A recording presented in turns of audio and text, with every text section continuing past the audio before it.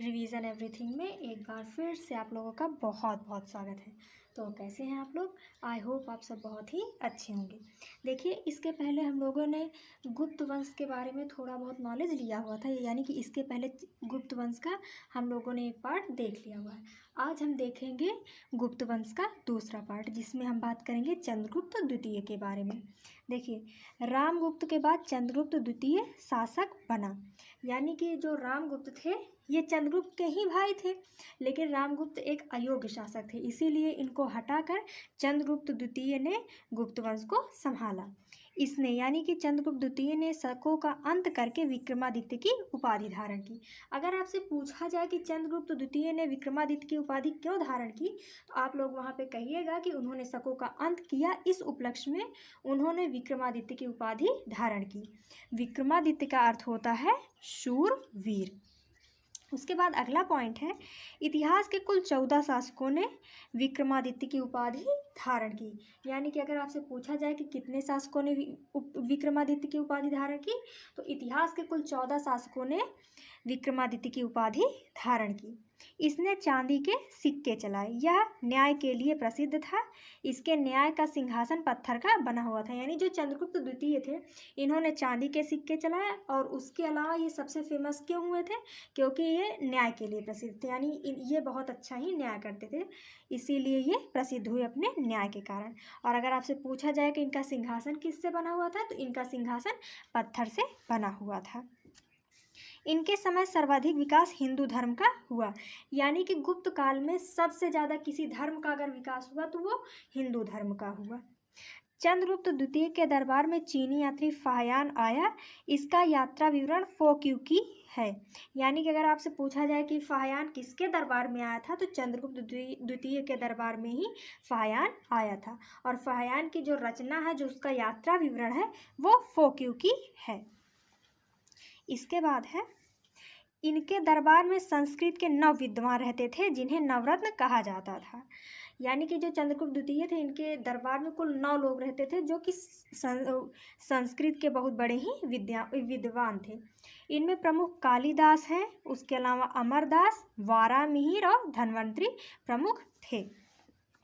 कालिदास साहित्यकार थे, ये आप सबको पता होगा। इनकी बहुत सारी रचनाएं आप लोगों ने पढ़ी भी होगी, या फिर उनका नाम भी आप लोग जानते होंगे। उसके अलावा आर्यभट्ट गणितज्ञ थे, और आप लोगों को पता होगा कि आर्यभट्ट ने ही शून्य की खोज की थी, यानी कि आर्यभट्ट गणितज्ञ थे। वारामिहिर खगोलविद थे, और धन्वंतरी चिकित्सक थे। यानी अगर आपसे पूछा जाए कि धन्वंतरी, कालिदास, आर्यभट्ट या वारामिहिर ये किनके दरबार में थे, तो आप लोग बता सकते हैं कि ये सभी लोग चंद्रगुप्त द्वितीय के दरबार में थे और उनके नवरत्नों में शामिल थे। इस वंश का अगला शासक कुमारगुप्त बना, यानी कि चंद्रगुप्त द्वितीय के बाद कुमारगुप्त इस वंश का अगला। इसके पहले जब हम लोग बौद्ध धर्म पढ़ रहे थे, तो वहाँ पे हमने आपको बौद्ध धर्म की 2 शाखाओं के बारे में बताया था। एक था हीनयान, दूसरा था महायान। तो जो नालंदा विश्वविद्यालय था, यह महायान शाखा का था, और इसे महायान शाखा का ऑक्सफोर्ड कहा जाता था, यानी नालंदा विश्वविद्यालय को। उसके अलावा एक इम्पॉर्टेंट पॉइंट यहाँ पे और है कि अगर आपसे पूछा जाए कि नालंदा विश्वविद्यालय किसने बताया, तो आप लोग कह सकते हैं कि गुप्त वंश के शासक कुमारगुप्त ने नालंदा विश्वविद्यालय को बनाया। उसके बाद है, 1198 में ऐबक का सेनापति बख्तियार खिलजी ने नालंदा विश्वविद्यालय को ध्वस्त करा दिया। अगर आपसे पूछा जाए कि नालंदा विश्वविद्यालय ध्वस्त कैसे हुआ, तो आप बताएंगे कि जो कुतुबुद्दीन ऐबक का सेनापति बख्तियार खिलजी, इसका नाम याद रखिएगा, बख्तियार खिलजी, इसी ने नालंदा विश्वविद्यालय में आग लगा दी, और जिसके कारण वो ध्वस्त हो गया।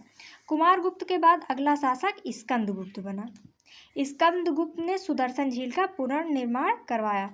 ये वही सुदर्शन झील है जो कि चंद्रगुप्त मौर्य ने बनवाया था, जिससे उसके पश्चिमी सीमा पे राज का पश्चिमी सीमा तक उसका प्रशासन था, पता चलता है। इसके बाद गुप्त वंश में बहुत छोटे छोटे शासक हुए, यानी कि जो स्कंदगुप्त थे, इनके बाद कोई भी उतना अच्छा से योग्य शासक नहीं हुआ, और सभी जो शासक हुए बहुत छोटे छोटे कार्यकाल के लिए हुए, बहुत छोटे छोटे शासक हुए। इस वंश का अंतिम शासक विष्णुगुप्त था। इस वंश के विनाश का कारण हूणों का आक्रमण था। यानी कि अगर आपसे पूछा जाए कि गुप्त वंश का अंत कैसे हुआ, तो आप बोल सकते हैं कि हूणों के आक्रमण द्वारा ये गुप्त वंश का अंत हो गया। हूण आक्रमण के बाद गुप्त वंश छोटे छोटे सामंतों में बट गया, जिसमें सबसे महत्वपूर्ण सामंत पुष्यभूत या वर्धन वंश हुआ।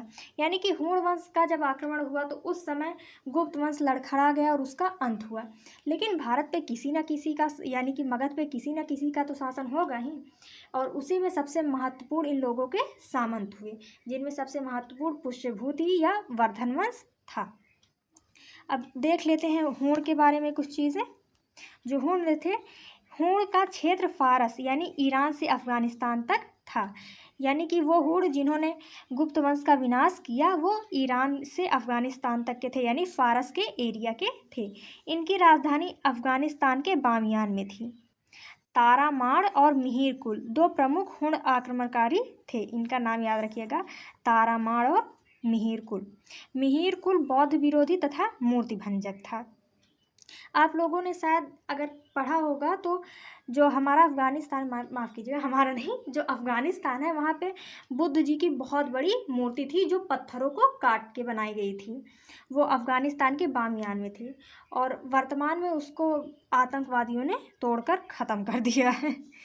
और उसके बाद अगला है, स्कंदगुप्त का जूनागढ़ स्थित अभिलेख से हूण आक्रमण की जानकारी मिलती है। यानी अगर आपसे पूछा जाए कि हूण आक्रमण की जानकारी किस अभिलेख से मिलती है तो स्कंदगुप्त के जूनागढ़ अभिलेख से यह जानकारी मिलती है। हूणों के लिए इसमें मलेच्छ शब्द का प्रयोग हुआ है। यानी कि अब जो हमारा गुप्त वंश था ये हमारा ख़त्म हो चुका है। मतलब जितने भी राजाओं के बारे में हमने आपको बताया ये बहुत ही इम्पॉर्टेंट है और एग्ज़ाम्स से रिलेटेड केवल इन्हीं में से क्वेश्चन आते हैं। कोई बहुत बड़ा क्वेश्चन नहीं आता है। जितना हमने आपको यहाँ पे बताया इन्हीं से रिलेटेड क्वेश्चंस आते हैं। तो आई होप कि आपको ये सारी चीज़ें फ्यूचर में हेल्प करेंगी आपकी एग्ज़ाम के लिए। तो मिलते हैं नेक्स्ट वीडियो में। Thank you.